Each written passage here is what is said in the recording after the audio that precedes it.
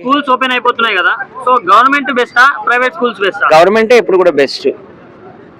ఆ రోజుల్లో బిఆర్ అంబేద్కర్ గారు గవర్నమెంట్ స్కూల్లో చదువుకుంటేనే మన రాజ్యాంగాన్ని రచించారు. ఎన్టీ రామారావు దగ్గరికి వెళ్దాం, 3 times ఆంధ్ర సీఎం. ఆయన గవర్నమెంట్ స్కూల్ని బాగా డెవలప్ చేశారు. పిల్లలకి ఉచితంగా బట్టలు ఇవ్వడం కానీ, ఉచితంగా బుక్స్ ఇవ్వడం కానీ, అలాగే మధ్యాహ్న భోజన పథకం, ఇలాంటి కార్యక్రమాలన్నీ చేశారు. ఇప్పుడున్న పరిస్థితిలో పేదవాళ్ళు కావచ్చు, మధ్యతరగతి వాళ్ళు కావచ్చు, వాళ్ళ పిల్లల్ని ప్రైవేట్ స్కూల్లో పెట్టి స్థితిలో లేరు. ఎందుకంటే బస్ ఫీజే సంవత్సరానికి 50,000 తీసుకుంటున్నారు, స్కూల్ ఫీజు 1,00,000 2 లక్షలు తీసుకుంటున్నారు. సో చాలా కష్టం. సో గవర్నమెంట్ సర్వీస్ మళ్ళీ రావాలి, ప్రతి ఒక్క గ్రామంలో గవర్నమెంట్ స్కూల్ రావాలి, గవర్నమెంట్ హై స్కూల్ రావాలి, గవర్నమెంట్ కాలేజ్ రావాలని నేనైతే కోరుకుంటున్నాను. అంటే ఇప్పుడు ఆల్మోస్ట్ చాలా స్కూల్స్ గవర్నమెంట్ స్కూల్స్ మూతపడిపోతున్నాయి కదా, లైక్ అందరూ ప్రైవేట్ అని వెళ్ళిపోతున్నారు. సో ఇది దేనివల్ల అనుకోవచ్చు? ఆంధ్రాలో బాగా డెవలప్ చేస్తున్నారండి గవర్నమెంట్ స్కూల్స్. నారా చంద్రబాబు నాయుడు గారు డిజిటల్ బోర్డులు అని, కంప్యూటర్స్ అని అన్నీ తెస్తున్నారు. త్వరలో ఏసీ క్లాసులు కూడా తీసుకొస్తామంటున్నారు. ఆంధ్రాలో అయితే మంచిగానే డెవలప్ చేస్తున్నారు గవర్నమెంట్ స్కూల్స్. వేరే ఒక సిస్టమ్ కూడా తీసుకురావాలని నేను అనుకుంటున్నాను. గవర్నమెంట్ ఎంప్లాయీస్ పిల్లలందరూ గవర్నమెంట్ స్కూల్లోనూ గవర్నమెంట్ కాలేజీల్లోనూ చదవాలనే రూల్ తీసుకురావాలి. గవర్నమెంట్ స్కూల్ ఆల్వేస్ బెస్ట్ అండి.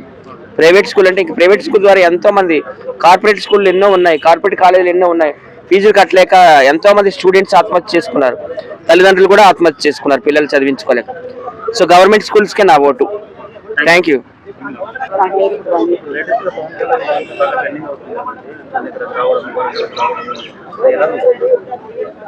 పవన్ కళ్యాణ్ ని ఆపే దమ్ ఎవరికైనా ఉందా నేను అడుగుతున్నాను. పవన్ కళ్యాణ్ కేవలం ఆంధ్రాకి రాయలసీమకే కాదండి, తెలంగాణకి, కర్ణాటకకి, త్రూ అవుట్ ఇండియాకి ఆయన నాయకుడు. ఆయన ఆపే దమ్ము సత్తా ఎవరు కూడా లేవు. మనం అందరం భారతీయులము. ఆర్టికల్ 19లో ఏముందో అందరూ చదువుకోండి. ఆర్టికల్ 19లో if you are an Indian you can live or you can do business in any part of our country India. ఇండియాలో 29 రాష్ట్రాలు ఉన్నాయి, 3 కేంద్రపాలిత ప్రాంతాలు ఉన్నాయి. ఎక్కడైనా కూడా మనం నివసించవచ్చు, ఎక్కడైనా మనం బిజినెస్ చేసుకోవచ్చు, ఎక్కడైనా కానీ బతకవచ్చు అని మన భారత రాజ్యాంగమే చెప్తుంది. మొన్న తిహార్ జైల్లోకి వెళ్ళొచ్చి చెప్పకూడదు తినొచ్చి ఒక మహిళ పవన్ కళ్యాణ్ మీద చాలా ఘోరంగా మాట్లాడుతుంది. అసలు ఆమె ఎవరు? హైదరాబాద్ ఏమైనా వాళ్ళ అబ్బ జాగీరా అని నేను అడుగుతున్నాను.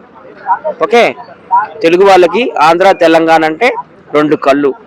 ఆంధ్ర ప్రజలు, తెలంగాణ ప్రజలు బాయి లాగా ఉన్న సందర్భాల్లో వీళ్ళు ఏంటంటే మతాల మధ్యన, ప్రాంతాల మధ్యన, భాషల మధ్యన చిచ్చులు పెట్టి పబ్బం గడుపుకోవాలని చూస్తున్నారు. ఒకప్పుడు వీళ్ళంతా ఆంధ్ర నాయకులు చెప్పులు మోసిన వాళ్ళే.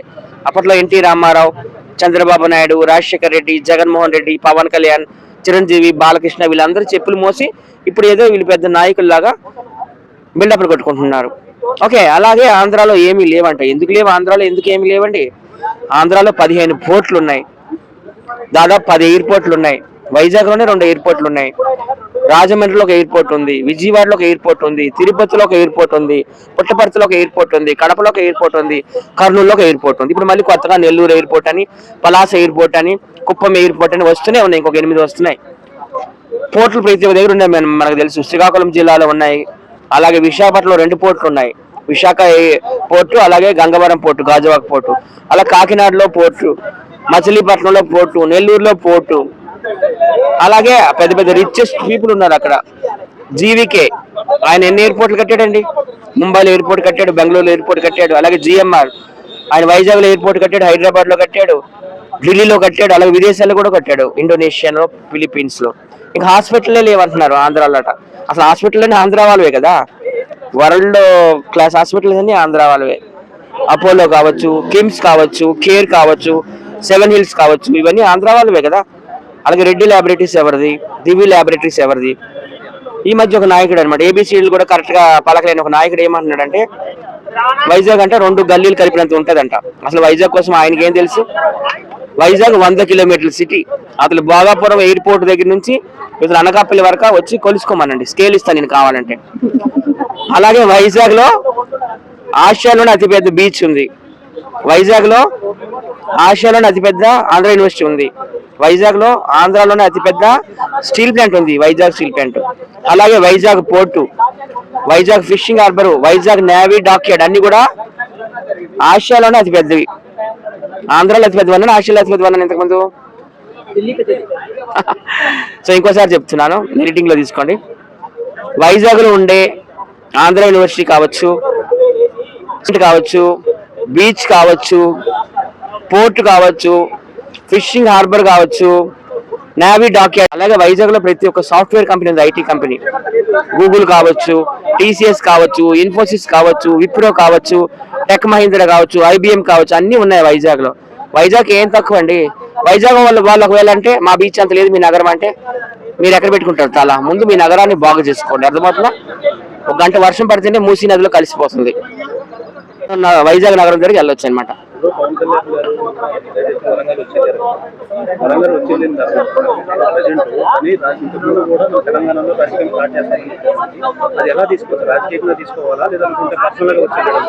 జనసేన అనేది ఒక నేషనల్ పార్టీ, అది ఢిల్లీలో ఇచ్చారు ఆయన మీటింగ్ పెట్టుకోవడానికి పర్మిషన్. ఇక్కడ హైదరాబాద్ ఎందుకు ఇవ్వలేదు?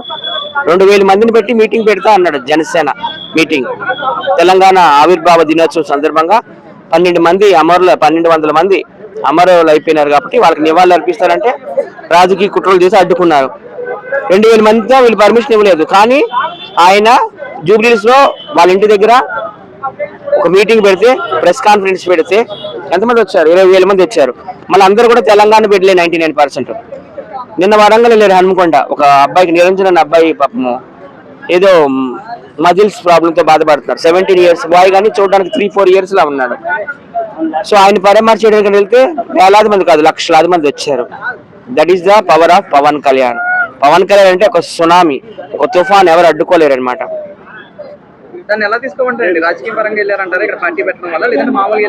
లేదు, ఆయన ఫ్యాన్ బాయ్ కాబట్టి, అభిమాని కాబట్టి, అభిమాని ఓదార్చడానికి వెళ్ళాడు. మనం చూస్తున్నాం ఎయిర్పోర్ట్ లో చాలా మంది హీరోలు వెళ్ళిపోతుంటే మనం పలకరించినా కానీ పట్టించుకోకుండా వెళ్ళిపోతారు.